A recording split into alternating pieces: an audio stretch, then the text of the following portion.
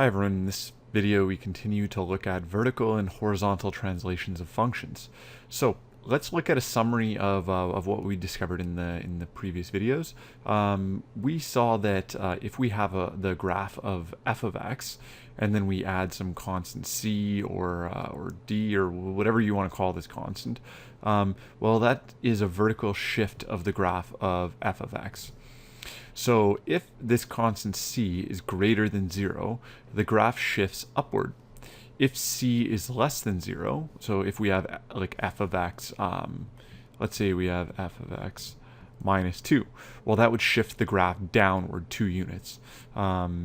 C being positive would be like f of x plus 5. That would be a positive, or that would be a vertical shift 5 units upward. So let's look at some graphs where we've actually translated our parent function.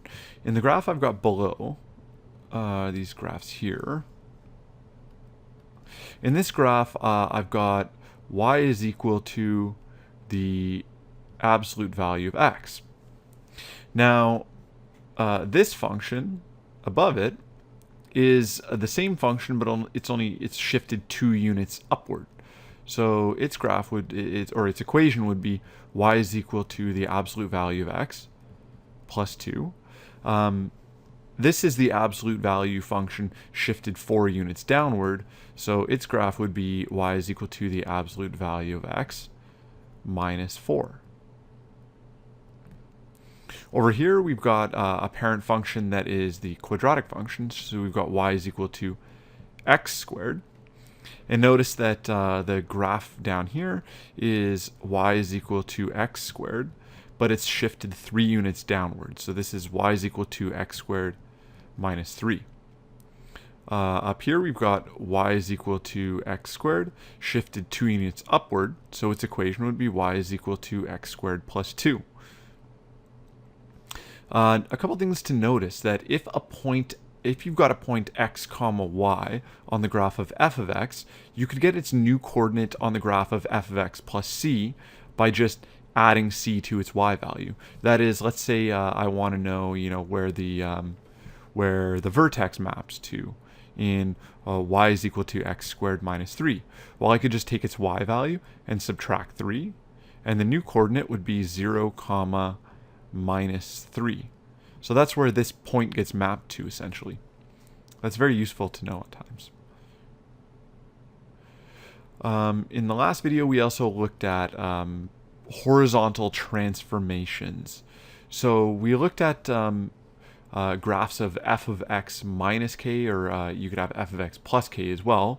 But if we write this as f of x minus k, well, this is a horizontal shift of the graph by k units, and if k is greater than 0, then f of x minus k shifts to the right, and if x is less than 0, then the graph shifts to the left. So examples would be, let's say we have f of x minus 5. This is a shift of f of x to the right 5 units. If we had f of x plus 3, well, this is a shift of the graph of f of x to the left 3 units. So this is a shift right, this is a shift left. Just like above, if we have a point on the graph of f of x, we can figure out where that point gets mapped to by adding k to the x value. So if I have a point x comma y on the graph of f of x, well, that point becomes x plus k comma y on the graph of f of x minus k. So let's look at a couple graphs, just like we did above. Here I've got a parent function where I have y is equal to x squared. Now this graph is y is equal to x squared shifted to the right 1 unit. So its equation would be y is equal to x minus 1 squared, because it's a shift of x squared to the right 1 unit. Here, this graph is y is equal to x squared shifted to the left 2 units. So its equation would be y is equal to x plus 2 squared. In this diagram, I've got the square root function. So this is the graph of y is equal to root of x. This graph is y is equal to root of x shifted to the left 3 units. So its equation would be y is equal to the square root of x plus 3. And that has to be underneath the radical. And this is the graph of y is equal to the square root of x shifted to the right 2 units.